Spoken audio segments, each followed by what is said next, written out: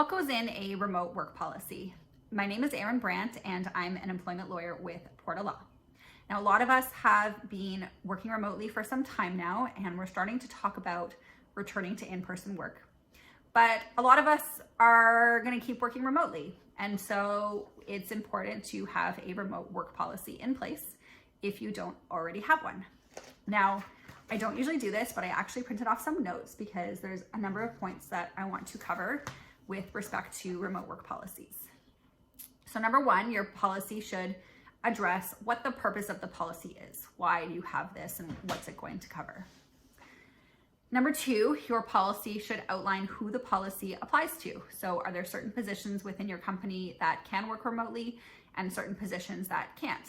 And it's important to outline that in the policy so that the policy can be fairly and equally applied. Number three, your policy should cover when an employee can work remotely.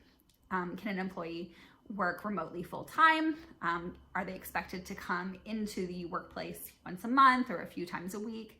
Are there set days where you expect them to come in so that you've got coverage for certain duties that are required in person, etc. It's important to set these expectations in the policy so that everybody knows when they can work from home and when they have to be in person. Number four, you should outline if the policy has an expiry date. So is it your intention that the policy will end when the pandemic ends, or is it your intention that people can carry on working remotely indefinitely so long as it's working? Number five, you should outline the expected work schedule. So I've heard from some employers that they have employees who've just decided that they're not going to work core business hours anymore, that they're going to make sure their job gets done, but they're going to do it in the evening or weekends or overnight or whenever is convenient for them. So are you still expecting your workers to work during core business hours? Is there some flexibility in that? I think it's really important to set some expectations. Number six, you should outline who's paying for home office expenses. So this could include who's paying for the home computer. Are you paying for a computer both at home, at work? Have you transitioned to laptops that are to be shuttled back and forth? What about the office equipment, like the office furniture, who's paying for the desk? Who's paying for the chair? Does the employee require an ergonomic setup? And I'll come to that again later. Who's paying for the internet and phone? Who's paying for printer paper? This can get quite detailed, and it's important to set expectations since employers are responsible for the costs of doing business. Number seven, your policy should cover how confidential and private data should be handled. So do your workers have private internet access, or are they sharing with neighbors? Is it an open network? How are you dealing with your IT security when people are working from home, and what are your expectations?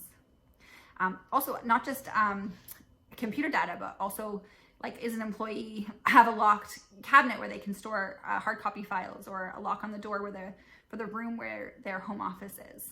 These stuff can get a little bit intricate, and you want to know where your employee is working.